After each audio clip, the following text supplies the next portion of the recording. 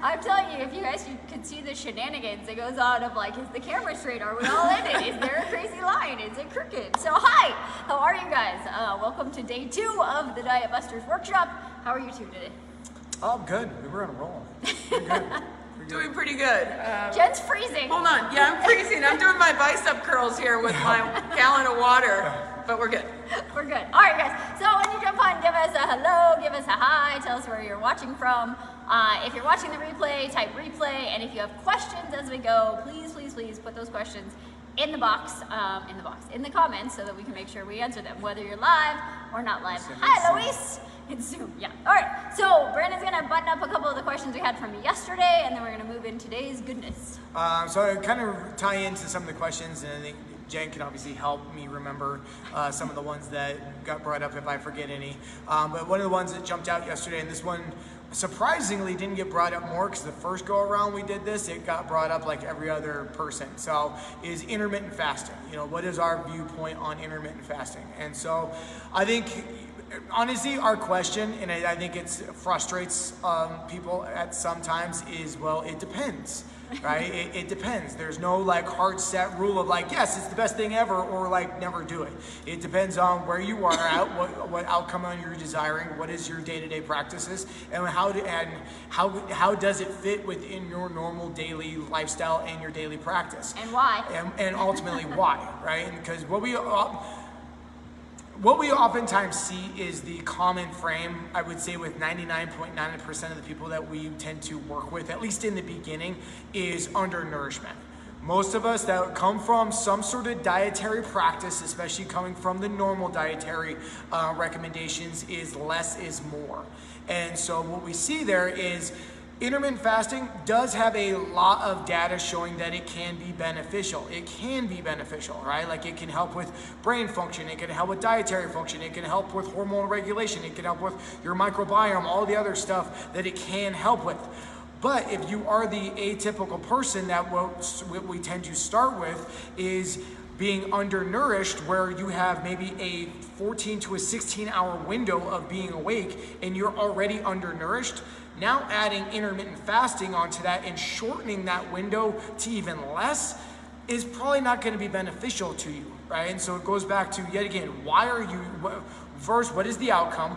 Why are you wanting to implement these things? What is it that you're trying to get out of this? And is it realistic for your lifestyle? And is it ultimately sustainable, right? Because it can be beneficial just like anything else that's out there.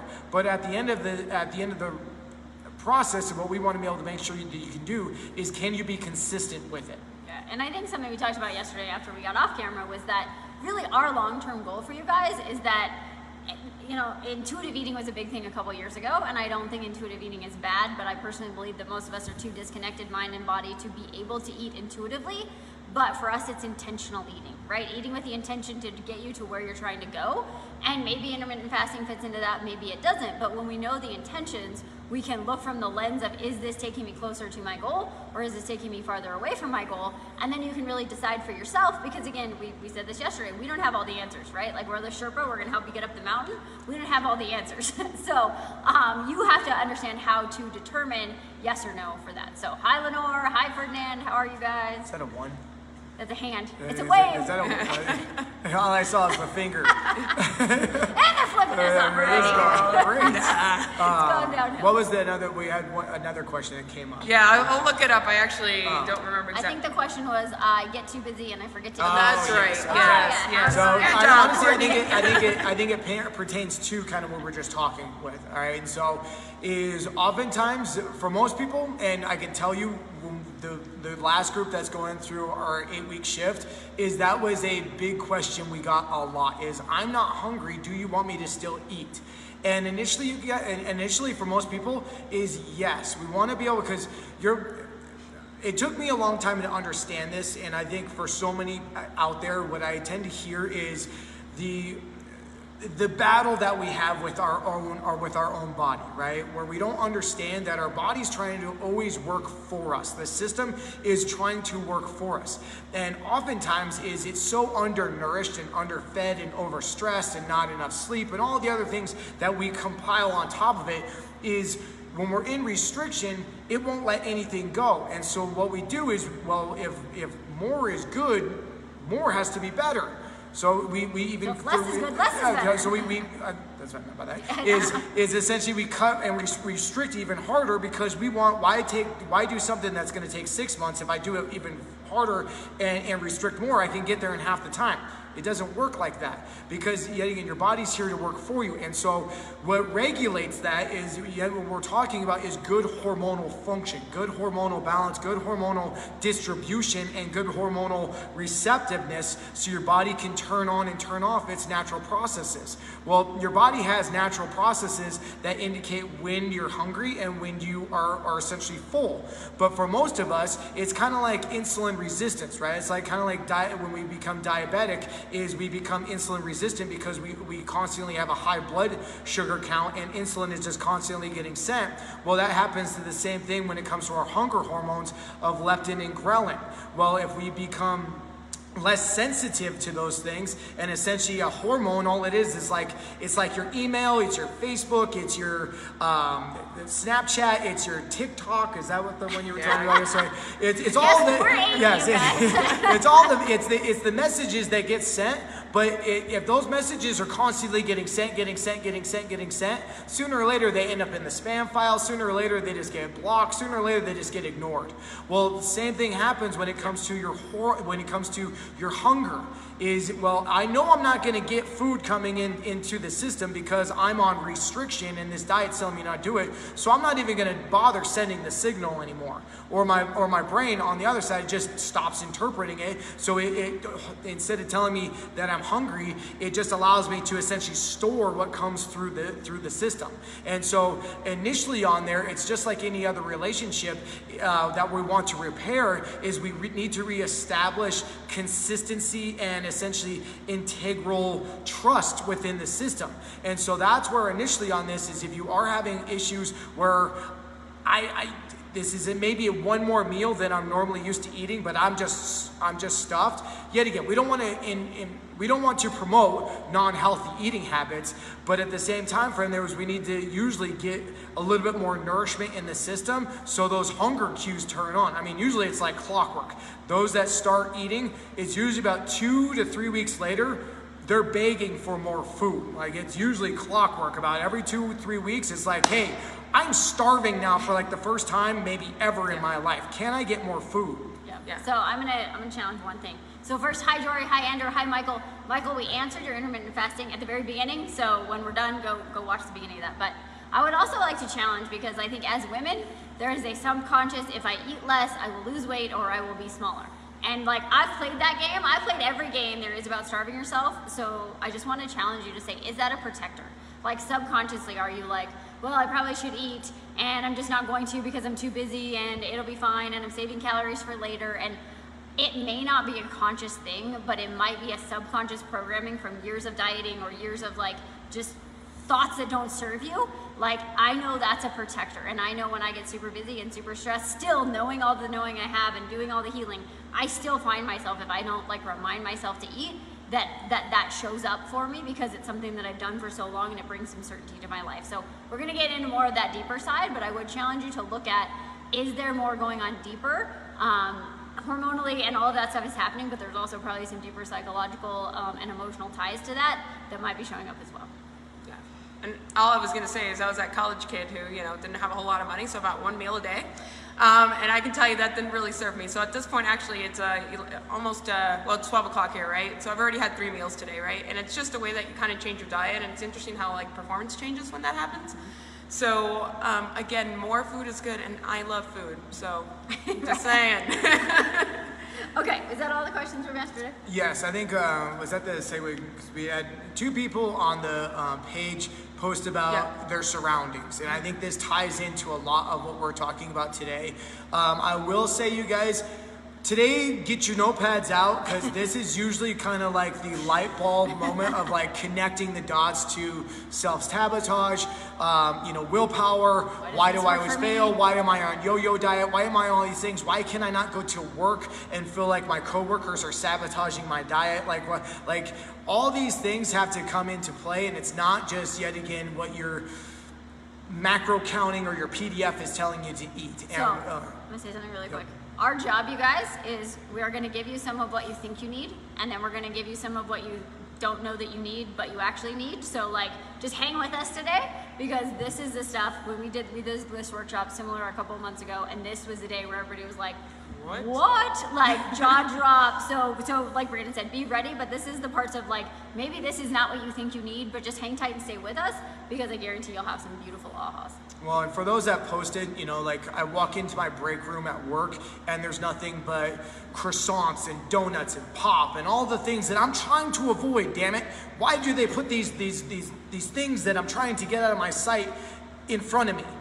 Well, from our stance on that, you guys, and trust me, I come from a family of alcoholism and drug abuse and everything else, and sometimes it is removing those things out of sight and out of mind and changing your environment. Like, there's enough studies out there that show that oftentimes you change your environment, oftentimes you change the trigger in which is going to promote those patterns. But it's also on the same sense as if you were, we just celebrated the Super Bowl and, we just celebrated Valentine's Day. Hey, and I celebrated the Rams one, okay?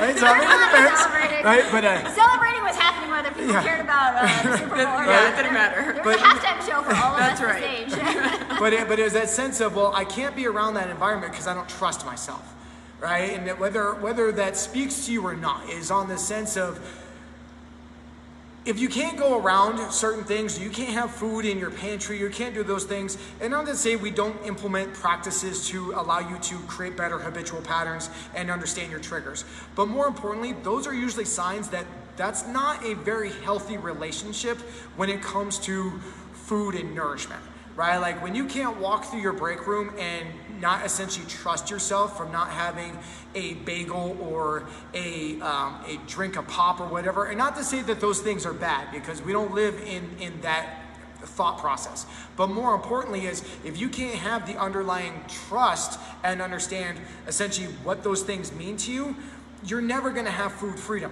And so that's what so much today is revolving around, is to really open up a lot more of the ideology and the thought process, the understanding of what Courtney was talking about to begin with, was intuitive eating.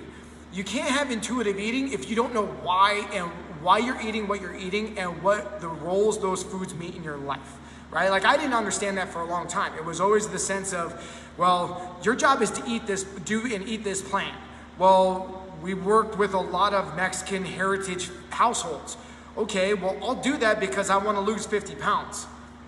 And I'll do it for a good duration of time. But all of a sudden that has conflictions of me getting significance and love and connection and all the other underlying meanings of what that food meant to me.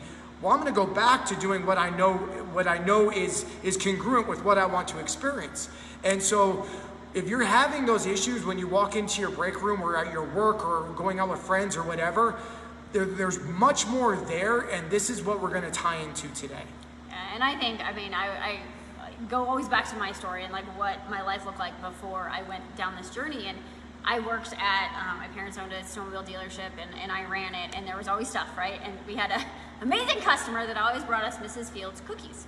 And I really like cookies, and I really like white chocolate chip cookies. And they would be in the break room, and we'd walk through it, and it was like, I created also funny stories in my life. It was like, well, I can have a bite, and by the end of the day, that bite was like 9 cookies, but whatever. But like, because I told myself I couldn't have it, I wanted it more, right? And so I want you guys to think about it as like, what are the stories that you create around food, right? And I had full-on eating disorders, but then for a long time I had really disordered eating habits and really disordered thoughts when it came to eating. And that's where I think so many of us are, because we've tried these things and we're not where we want to be, and we just keep like banging our head against the wall, and we're like, it's me, it's just me, it's my body, it won't respond. It's like, and what we don't understand is that it's those deeper pieces of like, what are the stories you've created, what boundaries, what rules have you put on yourself? And when you start to understand those rules, and you understand you don't have to have those rules, that's where that relationship really changes. And I remember for me, I'd go to places and be like, I can't have that, right? Like, I lived in, like, my family harassed me for years, like, well, you can't have that. Like, first it was, why won't you eat this at Thanksgiving? And then when I started eating stuff, it was like, well, why are you eating that? Like, you can't eat cake.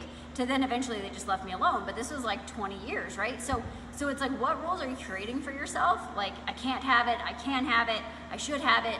What we want to help you guys get to is a place of just neutrality, where you're like, If I want to eat cake, I'll eat cake. If I don't want to eat cake, I don't feel like I have to eat cake because it's there, right? And so it's a cheat day. Yeah. So I'll also add this because I think some of you might know I'm an HR manager for a company. And honestly, a lot of that food that comes in is through folks like me. And it's terrible, but I will tell you, just from my mindset around that, there's no intention behind it. It's really just about how do I get some quick food that's usually processed, right? Because I don't have a way to keep it cool, or I don't have a way to keep it warm.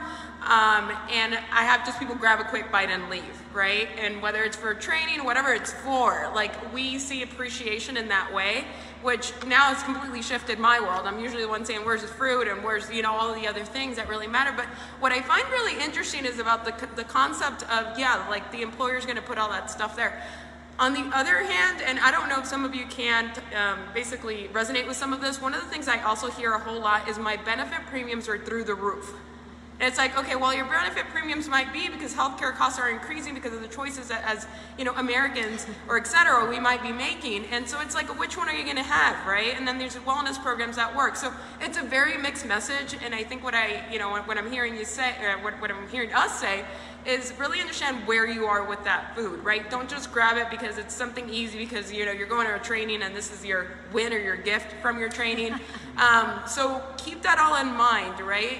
That food there is also contributing to your benefit premiums, which again, we don't usually like. Yep, that's such a good sign. Okay, so do you want to dive quickly into the 6 human needs? Because I think this is, for us, I know it changed my life and I know it changed Brandon's life. So let's quickly talk about the human needs and let you guys kind of understand how this is probably affecting you currently. Well, I think it's important to understand, you guys, is everything you guys do, everything we all do, good, bad, indifferent, whatever you want to label it, we have purpose and we have reasons behind it, whether they be conscious or unconscious. We all have our reasons for everything we do. And it aligns essentially from needs psychology and our 6 human needs. And essentially, we're not going to dive into it. In our SHIP program, we dive really deep into this a little bit more. I think there's other videos and stuff on YouTube of us explaining this. But essentially, we all have these needs, and we're all trying to meet them in some fashion in different hierarchical components, right? So I'm gonna list them out, but they're not necessarily 1 through 6 of that's how they are. They're independent to you. So essentially there's certainty, there's uncertainty or variety, there's significance, there's love and connection, and growth and contribution. And so essentially the first 4 needs on there are fundamental needs that we need no matter what, right? We need to have certainty to know that we're secure, right? For so many of us, diet is a way of meeting our certainty, right? As long as I'm meeting my calorie needs, I'm certain this is going to work. I would challenge you, how many of you guys are on this right now because you've counted calories to nauseum and it hasn't worked, right?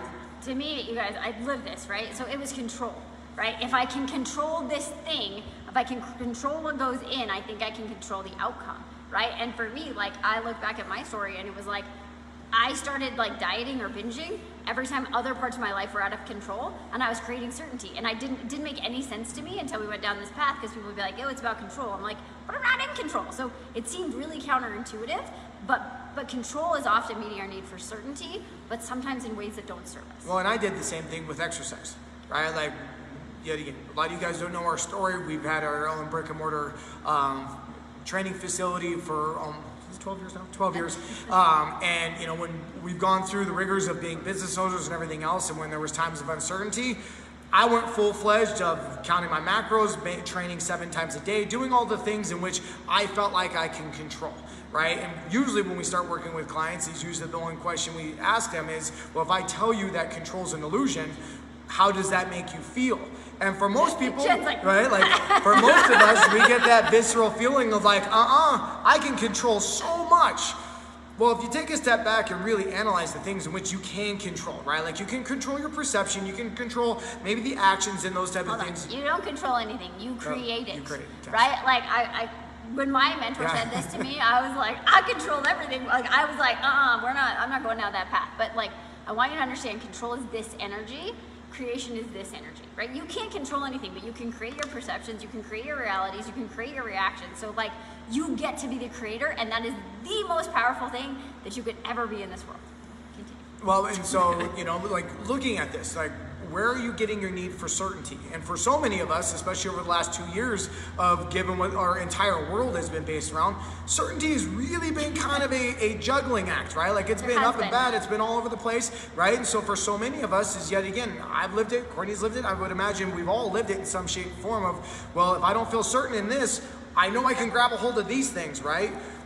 Well, we talk about the 20 for COVID, right? Like the 20 pounds everybody gained during COVID. I gotta say I lost track of things in structure as well. So yeah, you try to control where there's no control. Right. Yeah. And then following back, do you have another thought on that? No, I was gonna say I think that perfectly goes into the second one, which is uncertainty. Which is uncertainty. Right? Yeah. And so when we feel like when we feel like we're married to this diet structure of eating, chicken breast and rice and all the other things that normally get associated with dieting, we get bored, right? Like the same thing. If I knew exactly what was going to happen every single day, it would be great for about a day, but then after that, I get super, super bored. Well, the same thing happens is because of, yet again, especially I think the last 2 years speaks volumes for that, is how many of you guys have maybe used food in different manners, alcohol in different manners, perhaps drugs or whatever it may be, maybe the internet in different manners, right? To get your sense of variety because it's something that we need. Because we were bored. You couldn't leave your house and people are like, well, I'm gonna have a cocktail on a Tuesday night, or I'm gonna have this cake because I can and I don't have to go to work tomorrow. And so the thing about variety is we all think we like surprises. This is always Brandon's like, how do you feel about surprises? Everybody's like, oh, I love surprises. No, you don't. You love surprises that are good, but like when your tire blows on the side of the road, you didn't love that surprise. But we have to understand that we need to meet that need for variety, and so many of us do it with food, right? Like to me, that's where the Saturday cheat day comes in. That's where all of those things of like, this is the structure I have, my life, Monday through Friday, blah, blah, blah. I gotta do something different on Saturday, and we're gonna talk about love and connection, but like so many of the things that we do revolve around going somewhere, and a lot of our going somewhere is we go out to drink, we go out to eat, we go out to do all of the things, right? And so it's like, you still need to meet that need. And this is the other thing I want to say about needs before we forget to say this. You can't just stop doing what you're doing. You can't remove what you're doing to meet that need. You have to replace it with something else. If you don't replace it for a small amount of time, you can shift it. But if you don't replace it with something that does actually serve you and is in alignment with where you're trying to go, you're gonna go right back to doing that other thing because you will subconsciously find a way to meet that need. So, next one. Jen, anything on that one? No? Okay. That's good. I think love and connection. I think you mentioned this one last time when you were talking about essentially your heritage and growing up, essentially when it comes to food. Food wasn't just food coming from a cultural standpoint, it's right? your community. It's your parents at the table. I don't know if my mom is watching this, but I'll tell you this, okay? So there was a lot of I love mom, right? But like there's also a lot of like, hey, I want to make sure I'm serving you. I want to make sure I'm taking care of you as a kiddo. So like here's your second plate, right? But then on the other end, like 30 minutes later, it's like, so let's talk about losing weight. It's like, which one is it, right? Like I can't do both. But yeah, it was like our way to gather and create community and say, come over to our house and we're gonna enjoy together. Yeah, and food is such a, like we're tribal communities and food is often the base of that, right? And so for so many of us, it's like you go on your first date and you go eat, right? You do all of these things and like the mom thing, I'm going to talk about this because it hits a couple of them because it's love and connection. It's also, it was your mom's need, all of our parents' need for contribution, for their need for significance, their need to provide for you. Like there's so many different things and it's not just like the lasagna they gave you, it's what does that lasagna represent? And that's what we want you guys to understand is like there's so much more deeper representation in the food and the actions in the community that it's not just like, well, it's not just the calories. No, it's like, well, I'm either going to eat this or I'm not going to eat this. So, Brandon, how do you, when you look at the love and connection side, what do you see some of the ways that people are misaligned with meeting that need? Well, I think it's oftentimes from my own experiences, I think we all have our internal triggers. And we talked a lot about this in the shift group is our state, right? Because in different states, we're different people, right? When I'm in a happy-go-lucky, playful mood on Saturdays. There's a thing called Saturday Brandon, you guys. It's like a whole nother version of Brandon. And if you haven't experienced it yet, just hold on. Right? Like I receive and I interpret things differently. But if I'm in an overstressed, underslept, just underfed mood, my receptiveness and my interpretations are also differently. And so a lot of times is, for me was understanding of like, well, why am I craving this right now? well, what's my state? Am I in a happy-go-lucky state? Am I a sad, emotional state? Am I thinking of my dad, and really like the thing that's triggering that is going to, you know, having Dunkin' Donuts when we were kids and doing those kind of things, right? And so I think it's being able to see of like, well, what is my current state right now? What am I needing in this moment in time, or what am I interpreting that I'm needing? And I think it's being able to really come from a 10,000 foot viewpoint, as opposed to what so many of us tend to do of being in reactionary mode of like, oh, I have this trigger, I need to go meet that right now. When it's really like, well, first off, on a physiological standpoint, do you really need that, right? Because I've been there enough times of like, for those that don't know my dietary habits, like I don't eat donuts very regularly, if at all, but I know for myself, if I'm undernourished and I haven't had enough salt or carbohydrates or whatever, I literally start to smell and taste Krispy Kreme donuts, right? But that also makes me think of, yet again, spending time with my dad, spending time with loved ones, spending time and getting sense of connection and remembering. And I think that's what we tend to also try to help a lot of people make the connection with, is oftentimes when we're overeating, is we're eating the things in our events that we remember. We're not eating in that current moment in time. We're oftentimes eating our memories, right? And so when we're eating, like, oh, I remember, you know, having ice cream and Klondike bars with my dad. Well, do I need that right now? Or am I just reminiscing that, right? You and so, need to call your dad. yes, and so I'm actually disassociated from myself. I'm living from up here, and I think that's the other part that we try to really help people get reassociated with, is not living life from your head, is understanding that life has to come all through you, right? Like it takes your nervous system, it takes your heart, it takes your gut, it takes your brain. All those things literally have neurons in them, so they think, learn, and communicate. But we get taught of like, well, those are emotions, those are bad, and if you listen to them or acknowledge them, you're weak and you have no willpower and you have all these other things, as opposed to understanding of like, those are just signals, those are just things that you get to conversate with. It doesn't mean you get to dwell there, it just means that you get to acknowledge of like seeing what those things are coming through for you. But I think when it comes to love and connection is... Okay, hold on, I'm gonna stop you. You went down a crazy tangent, so I'm gonna get us back on track. It was a good tangent, but it definitely got away from love and connection. So, hi Phyllis, hi Tiffany, hi Katie. Okay, so for love and connection, you guys, I'm gonna make this really simple. Often we use food to meet that need of love and connection, right? I need to feel connected to my spouse, like let's go out to dinner, or I need to whatever. And that can be, like they can go both ways, and it's a really slippery line between like, this is like enhancing my experience or it's detracting from my experience. Well, for what is love from? What? Fastest way to a man's heart is through his stomach, right? Like there are a million slogans all over the place, right? Like, well, I failed at that, you guys. I've cooked 3 meals in 12 years, so clearly I'll tell you all that story. We'll go quickly. When we met, we both decided, like, you have your schedule, I have my schedule, I'll eat my food, you eat your food. I have literally cooked, I think, 3 meals. She's like, amazing. I told my daughters, I was like, this is how you get your husband to think you're really a good cook. Just don't cook for a really long time, and then when you do, it's like, this is incredible. Okay, that is a total side note. What is number 4? After love and connection is? Wait, no. Remember that. Significance, love, connection is it's growth. We just went over that. No, that's number 5. It's growth. It's growth. Love and connection. No, we is still number have 4. contribution and significance. Oh, significance. Sorry. Okay. There you go. So significance. Well, Sorry, you guys. we have a different label or a different numbering system. Sorry. So essentially, it's significance, right? So I think it kind of ties back into what Jen was talking about of meal prepping, right? Well, we see that so often in so many households is, well, and this is yet again why it takes a team to do this, not just you by yourself on an island in your household, is we see this so many times of moms trying to make this change for herself, but she's also the cook of the household. And so she's gonna cook these more nourishing meals for herself, but the kids and the dad and everything else don't want to follow the same plan. So she's got to cook her meal, and then she's got to cook their meal.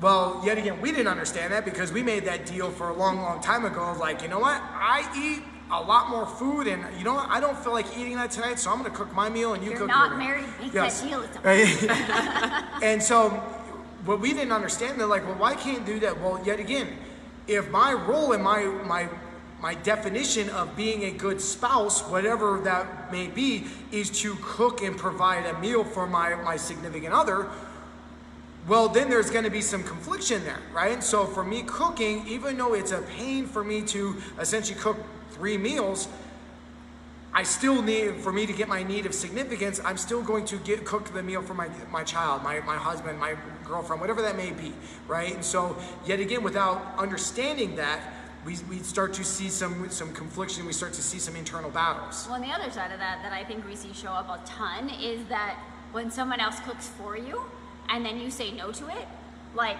you don't want to say no because you know it makes them feel bad, right? Because it messes with their need for contribution and significance. And so to me, it's the grandmas, right? This is a total like broad statement, but you know, oh, grandma's here, we're gonna make cookies, or great grandma's, like, you know, I'd be my mom. I don't know if she's on, but I would definitely be my mom. Well, and Brandon's grandma, like, that's how she shows love. I made this for you, you should eat it. And then, like, if you don't want to eat it because it doesn't serve you, then all of a sudden you're like this terrible human because you're like rejecting grandma's love and you're taking away her significance. And so if you understand that, when you understand your own needs, you also can learn what other people are doing and how do you like still meet their needs and stay true to your needs. And it's like, I tell you guys, the whole world will start to change when you start to understand this.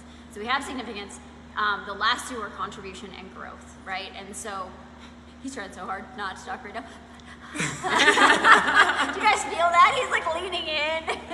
We have this running joke that we just can't get Brandon to stop talking, and we love him for it. But I'm gonna talk about growth for a second. I'll let you do contribution. So the growth is a really big thing that we see, is that like we truly believe you are growing or you are dying, right? And that sounds maybe harsh, but it's true. Like, none of us get up every day and be like, I want to be just as mediocre as I was yesterday, right? Like, and even if you're killing it, you're like, I want to kill it more than I killed it yesterday, right? And so I want you guys to think about growth is a really big need. And so if you're here and you're trying to learn and you're educating yourself and you're sharing with other people and you're doing all of that stuff, you're meeting your need for growth. And I think often we get stuck in a place where we're not meeting our need for growth. And so we go around to the other needs and we're like, maybe these are going to meet this need of growth. And so if you don't have growth in your life, it's one of those things like, can you read a book? Can you listen to a podcast? Can you find some friends? Like, can you be in this group where like you're growing and you're learning? And to me, part of growth goes right into contribution of like, part of growth is like learning and doing yourself and then sharing, right? Can you teach this to your kids? Can you teach this to your husband? Can you make your whole community a better place, right? And for me, growth also happens in community. So growth is a pretty straightforward one. All right, I know you love contribution. I was going to say, Jen, you have anything to touch on that? Yeah, I think what I keep going back to, and I know a lot of members on here are part of Orange Theory, but like it fits so many of those needs, right? But at the end of the day, we only get 1 hour in there. What do you do with the other 23? The coach always says, you know, this is the hardest hour of your day. Well, it's not. But thanks, coach, for building that into me. You know, we thrive in community. We look for contribution. We go to Orange Theory, we go to your gym, wherever it is, you know, and people aren't just like solitary usually on their row or on their treadmill. They're looking for that song to bond them together. They're looking for that sense of community, right?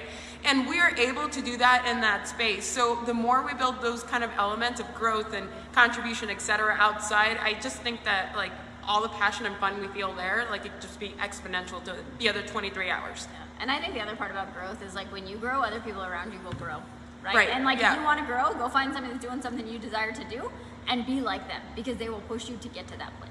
Absolutely. All right, contribution. I think it's important, you guys, because I think we're all human beings and we all find ourselves through the wave of life, right? I think for so many of us, it's like life should be this linear path to like the road to success. I can tell you right now, it's the peaks are great, but it's usually the valleys that teach you the most life lessons, and that also shows through when you get to the peak, just how great you can celebrate those things, right? But it's on our sense of contributing outside ourselves allows us to literally meet all of our needs, right? Like it allows you to meet your need for certainty, it allows you to meet your need for variety, it allows you to meet your need for significance, for love, connection, for growth, and obviously contribution. And so it's also on the same sense is when it comes to food, when it comes to the things in which we experience, yet again, you cooking for somebody, you supplying going out to dinner, whatever that may be, is those are elements of contribution, right? Like donating a meal through Meals on Wheels, whatever that may be, those are other elements that meet our needs to do this, right? Like sharing information that you hear on through this channel. there's another need in which you're able to facilitate for yourself. And so it's really being able to come from, yet again, a broader lens of like, okay, this is what I'm doing. Why am I doing it? But really, where is this meeting my needs on a basis of what am I needing right now? And honestly, like if you can do this for yourself, because what we oftentimes experience, and this was like the aha moment for me, was oftentimes when it comes to your relationships, whether it's kids, your spouse, whatever that may be, your relationships at work, is so often what I found to be true is if you don't have essentially any sort of understanding for yourself or any sort of essential compassion for yourself, what's the likelihood that you're going to have those elements for other people, right? Like if I have zero compassion for myself or understanding of why I'm doing or what I'm needing, the likelihood that I'm going to be able to meet her in the times that she needs those things is probably 0 to none, right? It's like for often we get so taught to try to continue to pour from an empty cup when really the biggest thing that we need to nourish is our own self-sense. And if we can do that, then with that becomes that ripple effect to the other people around us. Yeah, and I think that's one of our biggest goals in life is the ripple effect, right? Of like, you know, if we can share with you guys and you share with somebody else, and like this is how it becomes bigger than that mission we have of ending dieting, is because like when you learn this stuff, you can't unlearn it and you can't help but share it, right? And we're seeing that with the current shifters of like, guys, you just gotta listen to this stuff. It's different. You gotta make these changes, right? So I think that's a really, really big piece. I think the next part of this, can we look at time really quick? Is, you know, when we talk about making change, to me, there's 3 pieces that go together. There's what are your beliefs, right? What stories are playing out in your life that you don't even realize are happening, and what identities have you chosen and have you given yourself that are holding you back? And I think we should start with identities, because I think that's one that we all kind of understand, right? So Jen, growing up, how would you have identified yourself? As an outcast, somebody who was bullied, probably a victim, for lack of a better word. I hate to say it, but somebody that things happen to. Yep. And so, how did you go from that identity to your current identity? Honestly, it's a process, right? And I think for me, goal setting and wins are pretty important in helping me to build confidence. So with that being said, I think I chose the one thing. And I think this is what we struggle with, right? And I've been there myself. Like, I want it all. I want to switch it all tomorrow.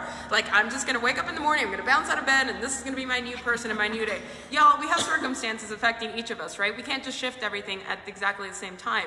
And I think for me, I had multiple journeys in my life where I was like, okay, I'm going to pick that one thing. And you know what? I'm going to get really good at that thing, and probably I'm going to fail along the way, and that's okay. I'm going to pick up myself up and do it again. And those little small wins, at the end of the day, they really piled up. You call it compounding, right? And it's like, yo, like I refuse to be who I was, essentially, right? I refuse to be a victim. I refuse to be somebody who things happen to. I'm going to make my own choices. It's a work in progress, right? So that's been the shift for me. Yeah, and I think a couple things you hit on is the choice, right? Like at some point, most of us get to a point where we're like, I'm not going to do this anymore, and I'm going to choose to shift this, right? And that is our goal for you guys, is to help you when you're at that point, or hopefully before you get to that point of like, I'm going to choose. But I think, you know, Jen made the choice of, we talk about this all the time inside of our gym, and I know Orange Theory is similar of, you know, if you guys are going to the gym every day, you're an athlete. Newsflash, you might not see yourself as an athlete, you might not have grown up as an athlete, right? Like I know that was Jen's story, but like you get to make that choice. And when you're going down this path, it's not what do you need to do, but it's who do you need to become, right? So for Jen to go from feeling the way she felt as a victim to feeling like an athlete, she had to make the choice to think about how would an athlete show up? What would the best version, the end version of you do so that you can make those choices? But so often we identify with the limiting thoughts and the limiting things and the past and what's happened to us, not who do we want to become. And so you get to shift your identity by just deciding, right? Like deciding that I get to be this person, right? And there's processes to walk through this, but I think it's like, if you don't know how you identify, you can never get past that. And I'll share just a little bit of mine when it comes to identities, because like, I had to be perfect, right? So my story was like, when I have the 6-pack, I'm gonna be happy. Well, I got the 6-pack and I wasn't happy, right? So there was I was trying to meet an internal desire with an external. But I also had the story of, I'm not a very tall human, I've been little all my life, And so I had this story, like if I gained muscle, if I did any of these things, like I wouldn't be the littlest one. And so I became anorexic and bulimic and all of these things in a subconscious way to try to still be perfect and to be the littlest one there, right? No one else cared, but that's the identity I was given when I was a kid, and it stayed with me. And until I really like saw that and I was like, oh, that's a story and identity that I created, you can't move past those until you see them. Well, I think what I'm hearing through both of them is, as simple as I think it can possibly be, is we all eventually typically reach a threshold, right? Whether that be with a relationship, whether that be with weight, whether that be with your health, is usually we reach a threshold and it's like, I'm done with this. And tell me if I'm wrong, but what I'm hearing on that is for both of you is essentially, I get to choose to raise my standards, right? I'm no longer living by this old standard in which I've chosen to live by. And it becomes tiring, and you just beat yourself up. And then, I think you've mentioned this before, Brandon, right? I'm driving my car going down the street, life is great. And all of a sudden I'm like cursing somebody out. Like, where does that come from, right? Like, clearly I'm having some issues that life is not as great. And it is tiresome to kind of live in that space. Yeah, and so I think, yet again, I won't go down my path of the stories that I had as a kid, right? Like, I was the kid that had learning disability, couldn't read, did all these things, but as long as I was a stud athlete, all was well in my world, right? And so we all have our stuff, right? Like, from the outside in, right, like it's that side, like you can't judge a book by its cover and you don't know what it's like to walk in somebody else's shoes. We all have our stuff, right? But I think everyone does. But so often we get attached to those things because that also defines us. It meets your need for certainty. Right, but oftentimes that doesn't necessarily have to be, that's not the whole piece of you, right? And I didn't really think a lot of this until, honestly, the person that always comes to mind was one of our old clients that went through one of our old challenges. He went through the 6-week challenge and everything else we offered, and like, how much, David? I think he lost in the midst of 70 or 80 pounds. Yes, like he lost 70 or 80 pounds over the duration that we worked with him. But no matter what we did with him, he could not break under the 200-pound barrier. He could for like a day or two. And so, I mean, he would be back and forth. We manipulated his calories, we manipulated his exercise regime, we manipulated his macro count, we manipulated all the things that which at the time we were taught to do. Well, it didn't take us until like having a sit-down conversation with him of like, well, who do you believe you are? Right? Like, I mean, as simple as that, who do you believe you are? And to come to find out is, well, he was always the bigger kid growing up. He was the lineman when it came to being a football player. He was the protector of his group, right? Like of all, he was the teddy bear for the people that he hung out with. Well, when he was making the actions to change his weight, to change his basically his physiology, he was having some conflictions of who he thought he was. And so, yes, he wanted to lose weight, but internally he thought of himself as the teddy bear and the protector.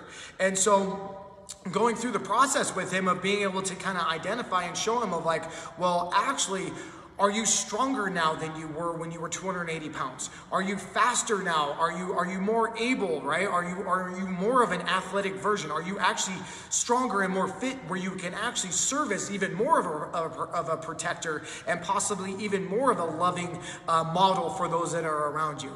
And until he kind of like made that click and shift in his own mindset and his own identity process, what was it, like a week later?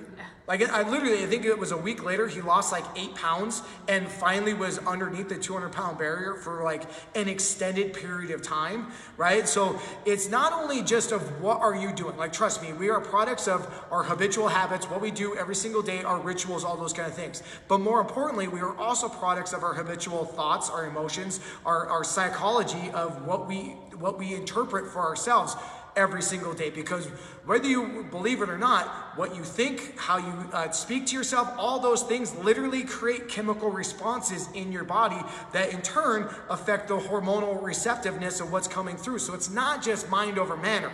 It's yet again, it's understanding that all of those things play significant roles of what you are trying to promote within yourself. I think I usually see this when folks, maybe yourself, right, you get a compliment. And it might be something that maybe is not the label that you put on yourself. You kind of sit with it and you're like, yeah, that doesn't feel good, right? Like, oh, thanks for that compliment, but yada, yada, yada. At the reality, at the end of the day, and I think that's kind of our jobs, just to show how awesome people are, and then there's so much living beyond their label. And I see some of this sometimes at Orange Theory, and I'm like, hey, yo, that was great runner, running speed, and they're like, I'm not a runner. I'm like, hold on, but you just ran. So I don't understand what you're trying to get at, and it's that internal label that we just refuse to let go of. But the reality is that really when we expand beyond that, like, the opportunities are just priceless. Well, and I think, so a lot of times, like when we start to go down these tracks, people are like, oh great, so I got all this stuff, what do I do about it, right? So I want to just talk about one really simple process that we walk through. It's called BITFAR, right? And so what we see, so the thought is, it's beliefs, thoughts, feelings, actions, results, right? That's like, if you could see it on a wall or a continuum, that's what happens. But a lot of times what we do is we're like, I'm gonna change my actions, right? I know the result I want, I'm gonna change this action. And that's all I'm gonna do. And if I put my head down and I just take these actions, I hustle, it's gonna work, right? But eventually, like, we go this way and then we swing back into the pendulum, right? And why do we do that? Because we chose, or we didn't know that we needed to actually go, well, what am I thinking here, right? What are my stories, my identities? What are the habits I have? We didn't go with what we were thinking. We really didn't go with what we were feeling, because sometimes when you start to shift your body and you start to shift your beliefs and you start to show up differently, like, there's some feelings of like, this is uncertain. I don't know if I should be here. The people around me are like, what are you doing, right? And so, like, we don't look at those feelings, and we don't look at the underlying belief of like, what do I actually believe about myself? What do I believe is true in my life? What do I believe is possible, right? And so often when people start like new programs or new diets,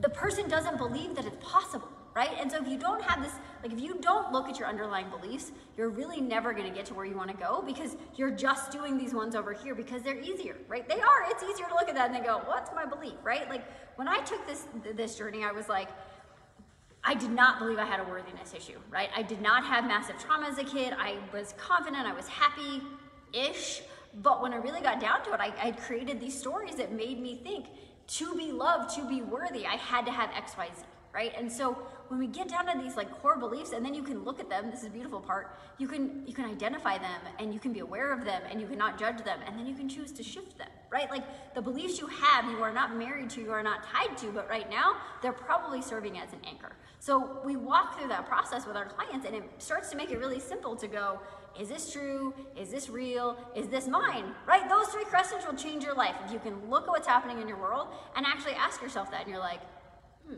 am I not a runner? Oh, that's not true.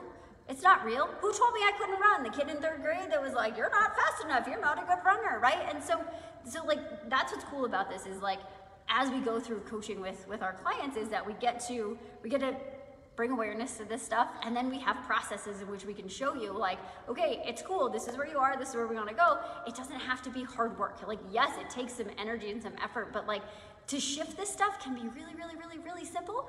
And once you start to do it and you start to have that understanding of yourself, because that is what we're all about, is like, can you understand yourself? When you understand yourself, shifting your behaviors and changing how you eat, and if you go to the gym, like, that stuff becomes really, really easy, because you're no longer fighting against like this wall that you've created for yourself, because you understand your values and your needs and all of that beautiful stuff. And then the results just kind of happen. It just happened, right? They're like gravy on top, right? So anything else we want to cover today? Do we have a winner from yesterday? No, we don't have a winner, but I will announce that. So the word today, y'all, and go ahead and add it to the bottom of this post here, is invest. Ooh. So I-N-V-E-S-T, invest. And again, from everybody who posts on here, we will go ahead and select one winner, and you will get some amazing shift swag. Swag. Yeah. All right, anything else today?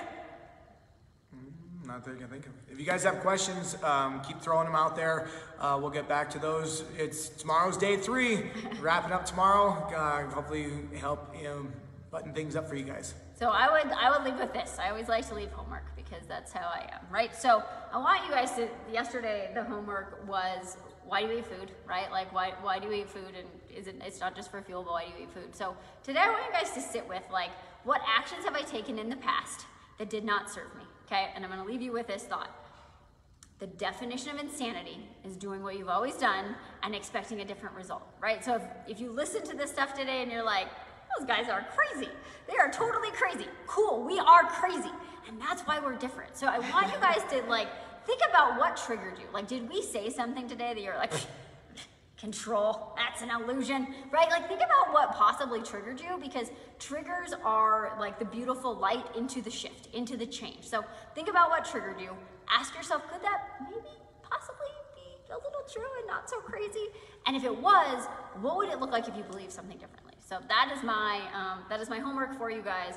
We're so happy that you're here. Again, our ask is invite some friends if you got value out of this. If you have friends in this group that you know aren't seeing it, tag them.